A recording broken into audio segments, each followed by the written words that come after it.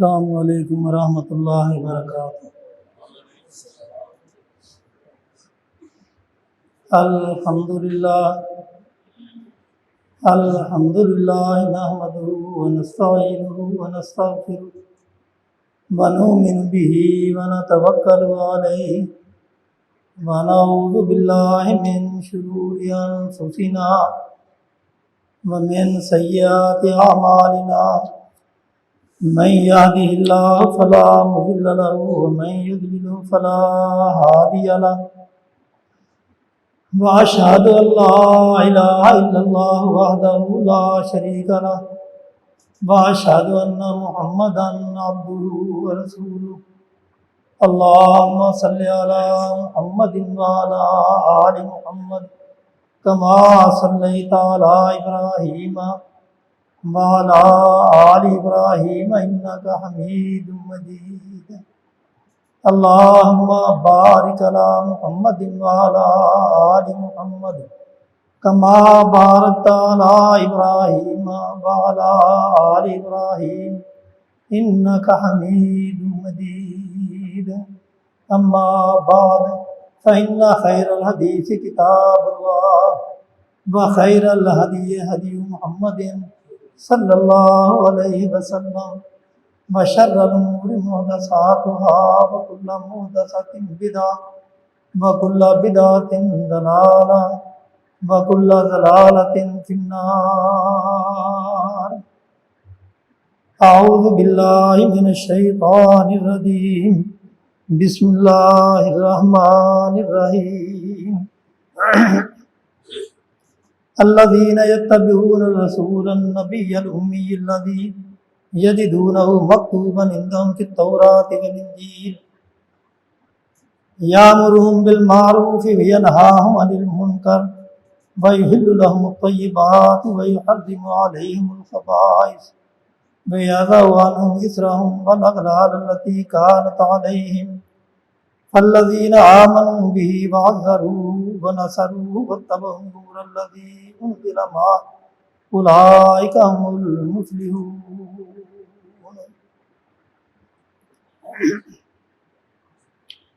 ہر قسم کی تعریفیں بڑھائیں کبریائیں اللہ وحدہ لا شریک کے لیے، جس نے اس کائنات کو تخلیق کیا اور تخلیق کے بعد اس کی ہر ضرورت کو مہیا بھی کیا۔ بے شمار اور انگنت درود و سلام ہوں سید الکونین خاتم النبیین محمد الرسول اللہ صلی اللہ علیہ وسلم کی ذات گرامی پہ۔ اللہ تعالیٰ نے اس آیت میں رسول اللہ صلی اللہ علیہ وسلم کی صفات کا بھی تذکرہ کیا ہے اور ان کے مقام اور مرتبے کا بھی تذکرہ ہے، اور پھر اس کے ساتھ ہی جو ان کا منصب ہے اس کا تذکرہ بھی ہے۔ یعنی اللہ تعالیٰ نے سب سے پہلے تو ان کا تعارف کروایا کہ وہ نبی امی ہے، جن کا تذکرہ تورات میں بھی موجود ہے، انجیل میں بھی ہے، اور ان کا مقام اتنا اونچا ہے کہ رسول اللہ صلی اللہ علیہ وسلم خود فرمایا کرتے تھے، اے لوگو انا سید ولد آدم یوم القیامہ ولا فخر۔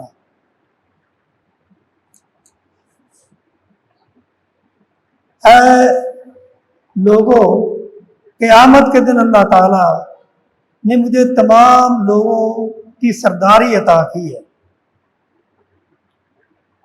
اور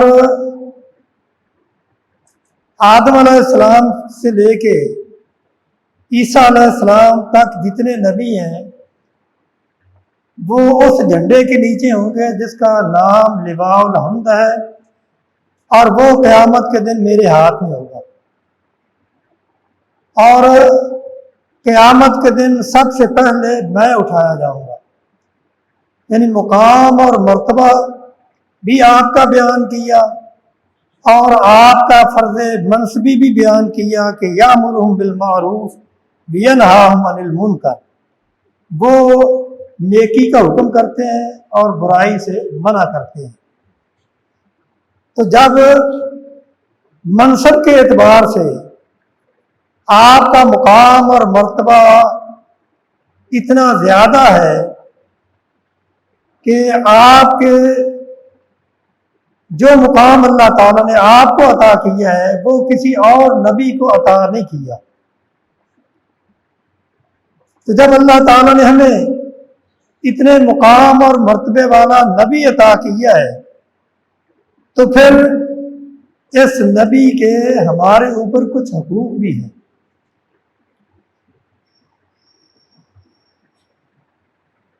اور اگر ہم ان حقوق کو ادا کریں گے تو دنیا اور آخرت میں سرخرو ہوں گے، اور اگر ہم نے ان حقوق کو ادا نہ کیا تو قیامت کے دن پکڑے جائیں گے، اور دنیا میں جو رسوائی ہے وہ اس کے الگ ہے۔ اللہ تعالی ہمیں اس رسوائی سے اور قیامت کی پکڑ سے محفوظ رکھے۔ تو جب مقام اور مرتبہ اونچا ہے تو اسی طرح پھر نبی علیہ السلام کے حقوق بھی ہیں، اور ان حقوق میں سے سب سے پہلا حق جو ہے وہ وہی ہے کہ جب ہم اس بات کا اقرار کرتے ہیں اشہد اللہ الہ الا اللہ واشہد ان محمد عبدہ ورسولہ، یعنی سب سے پہلا حق یہ ہے کہ ہم اللہ کے نبی کو اللہ کا رسول اور اللہ کا بندہ سمجھیں، اور ہمیں اس بات کا یقین ہو کہ وہ اللہ کے رسول بھی ہیں، اللہ کے بندے بھی ہیں۔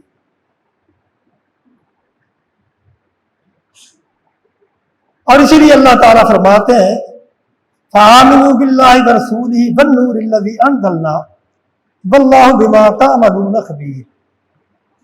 اے لوگو، تم اس نور پر اور اس رسول پر ایمان لاؤ جو ہم نے نازل کیا ہے۔ فآمنوا باللہ ورسولہ، ایمان لاؤ تم اللہ کے ساتھ اور اس کے رسول کے ساتھ اور نور کے ساتھ، اور اس نور سے مراد کیا ہے؟ کتاب ہے۔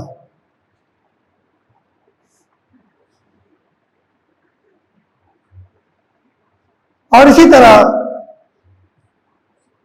رسول اللہ صلی اللہ علیہ وسلم نے فرمایا کہ اے لوگوں،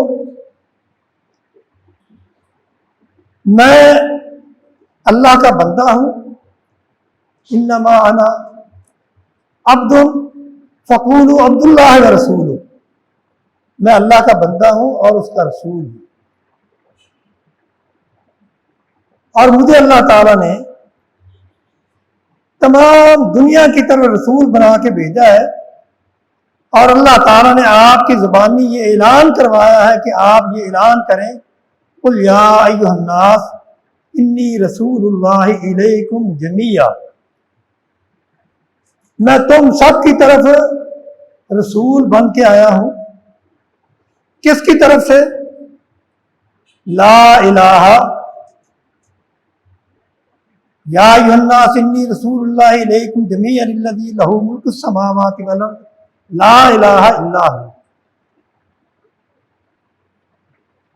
یعنی اس ذات کی طرف سے میں رسول بن کے آیا ہوں جو آسمانوں کا اور زمینوں کا مالک ہے اور جس کے علاوہ کوئی الہ نہیں۔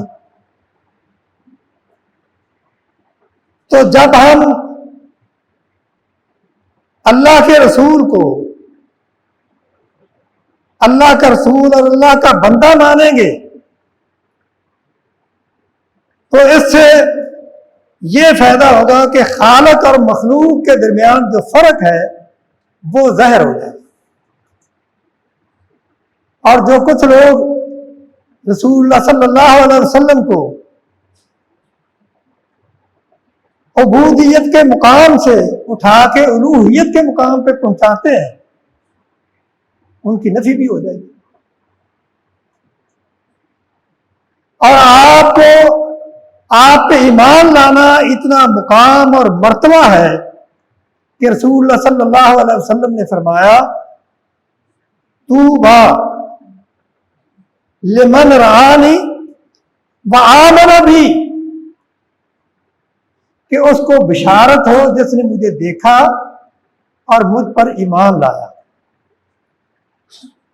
اور پھر فرمایا طوبی سبع مرات لمن لم یرنی وآمن بی، 7 دفعہ خوشی ہو، 7 دفعہ مبارک ہو ان لوگوں کے لیے جنہوں نے مجھے دیکھا نہیں لیکن مجھ پر ایمان لائے ہیں۔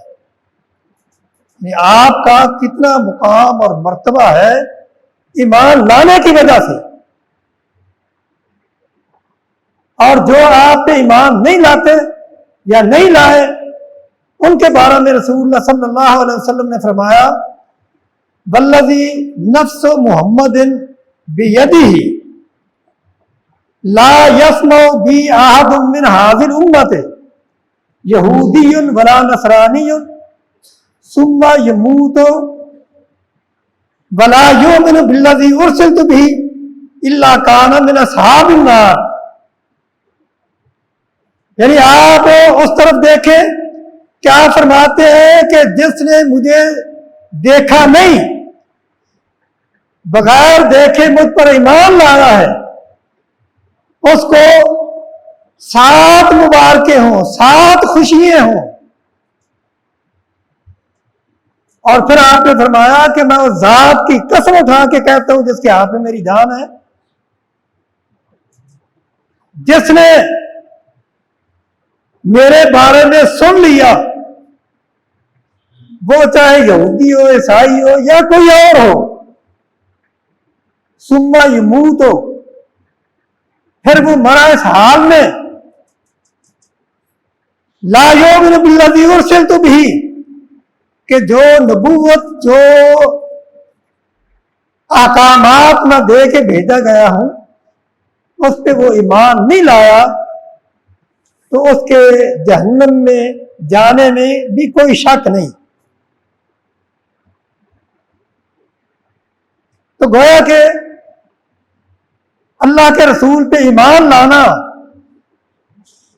اور آپ کو اللہ کا بندہ سمجھنا، یہ ایک مومن پہ اللہ کے رسول کا پہلا حق ہے۔ اور یہ جو بندہ ہے، یہ بندہ ہم نہیں کہتے بلکہ اللہ تعالیٰ نے خود انہیں اپنا بندہ کہا ہے۔ بلکہ اس وقت تک کوئی شخص ایمان میں داخل نہیں ہو سکتا جب تک وہ اس بات کا اقرار نہیں کرتا اشہد اللہ الہ الا اللہ، کہ میں گواہی دیتا ہوں کہ اللہ کے سوا کوئی معبود برحق نہیں، واشہد ان محمدً عبدہ ورسولہ، میں اس بات کی بھی گواہی دیتا ہوں کہ محمد صلی اللہ علیہ وسلم اللہ کے بندے اور اللہ کے رسول ہیں۔ اور پھر قرآن میں اللہ تعالیٰ نے فرمایا سبحان الذی اسریٰ بعبدہ لیلا من المسجد الحرام الی المسجد الاقصی، یہاں بھی آپ نے بندہ کہا ہے، پاک ہے وہ ذات جس نے رات کے ایک حصے میں سیر کروائی یا سفر پہ لے گیا اپنے بندے کو۔ تبارک الذی نزل الفرقان علی عبدہ لیکون للعالمین نذیرا، برکت ہے وہ ذات جس نے اپنے بندے پر قرآن نازل کیا۔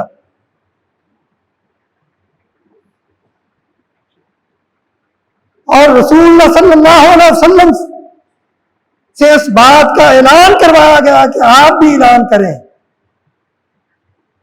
انما انا عبد فقولوا عبد اللہ ورسولہ، میں بندہ ہوں اور تم یہی کہو کہ میں اللہ کا بندہ اور اس کا رسول ہوں۔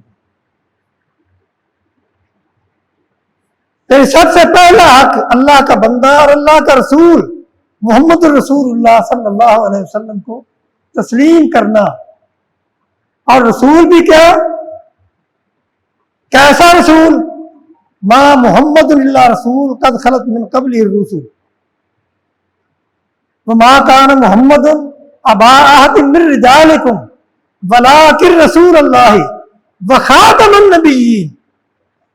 یعنی اللہ کا رسول بھی سمجھے اور خاتم النبیین بھی سمجھے، یعنی اس پہ بھی ایمان ہو کہ اللہ کے نبی آخری رسول ہے، آپ کے بعد اب کوئی رسول آنے والا نہیں ہے۔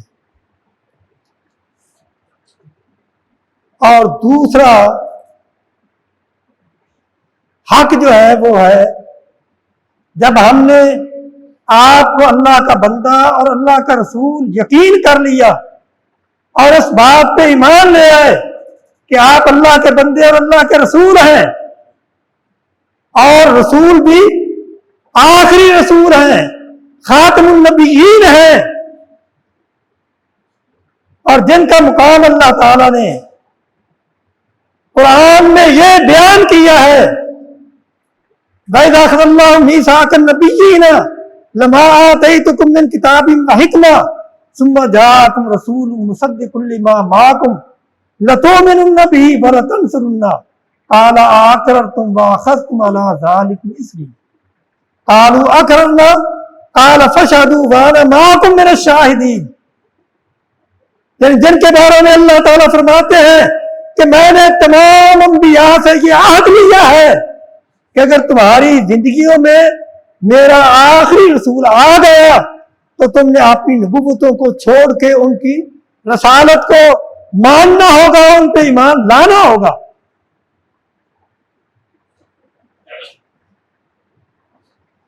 جب ہم نے اس بات کو تسلیم کر لیا کہ آپ اللہ کے آخری رسول ہیں اور اللہ کے بندے ہیں، پھر اللہ تعالیٰ وہی ہمیں یہ حکم دیتا ہے کہ اے میرے بندو، جب تم نے میرے پیغمبر کو تسلیم کر لیا کہ وہ میرا بندہ ہے اور میرا ہی بھیجا ہوا آخری رسول ہے، تو پھر تمہارے اوپر یہ لازم ہے کہ تم اس کی توقیر کرو، اس کی تعظیم کرو، ان کا احترام کرو۔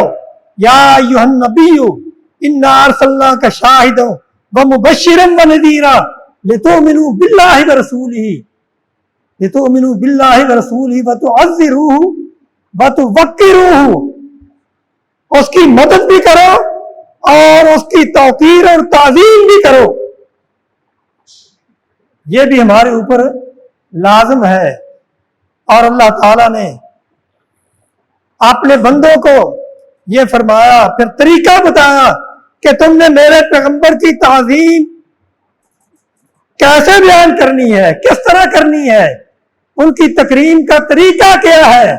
آپ اللہ تعالیٰ نے فرمایا لا تجعلوا دعاء الرسول بینکم کدعاء بعضکم بعضا، کیا ہے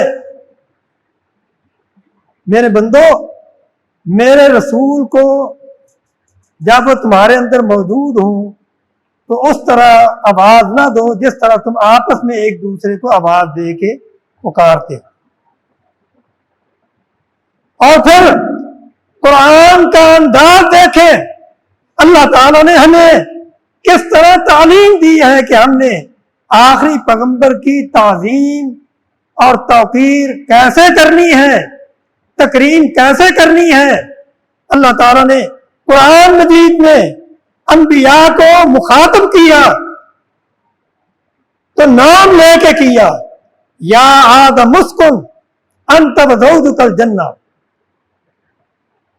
یا نوح بسلام منا، نوح علیہ السلام کو پکارا تو ان کا نام لے کے پکارا، آدم علیہ السلام کو پکارا تو ان کا نام لے کے پکارا، ہود علیہ السلام کو پکارا ان کا نام لے کے پکارا، ابراہیم علیہ السلام کو پکارا ان کا نام لے کے پکارا، یعقوب علیہ السلام کو پکارا ان کا نام لے کے پکارا، یا یعقوب یہ کہا، یا یوسف کہا، یا عیسیٰ کہا یا موسیٰ کہا، لیکن جب میرے اور آپ کے پیغمبر کی باری آئی تو اللہ تعالیٰ نے نام نہیں لیا، بلکہ فرمایا پہلی وحی آئی یا ایھا المدثر قم فانذر وربک فکبر، نام نہیں لیا اے کملی اوڑھنے والے، یا ایھا المزمل اے چادر اوڑھنے والے، یا ایھا النبی لما تحرم اے نبی، یا ایھا الرسول بلغ ما انزل الیک من ربک۔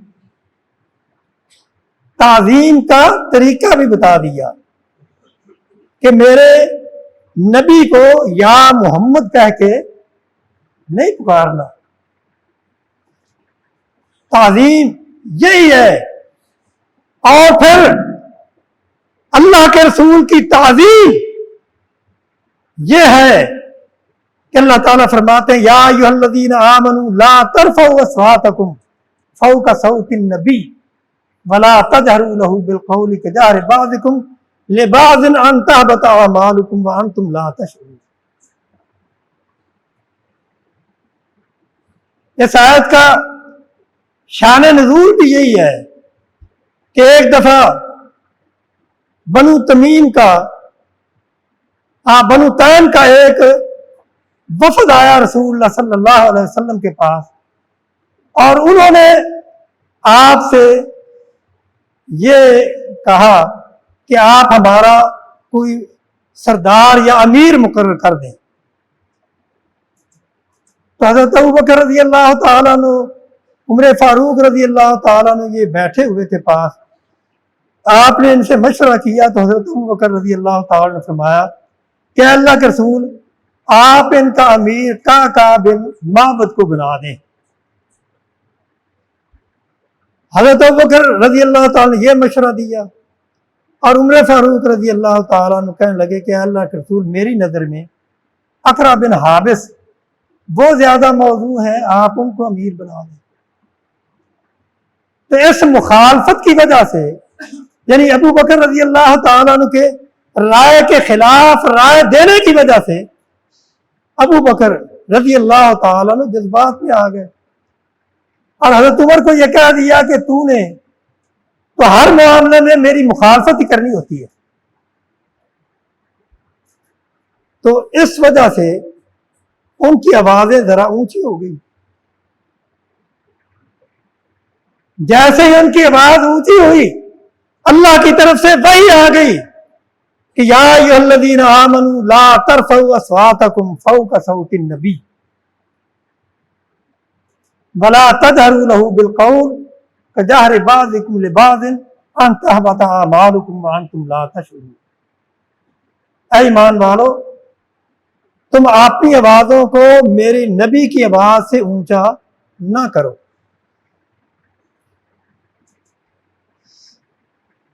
اور اس بات سے ڈرو، اگر تم اس شعر سے بات نہ آئے تو یاد رکھو تمہارے سارے زندگی کے اعمال باطل ہو جائیں گے، ضائع ہو جائیں گے، برباد ہو جائیں گے۔ یہ بہت بڑی وعید تھی صحابہ کے لیے۔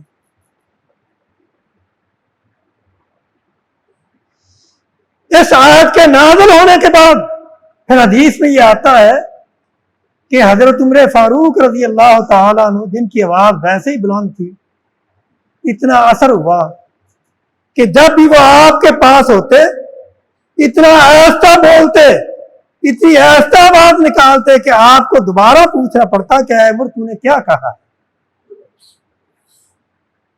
یہ ہے تعظیم۔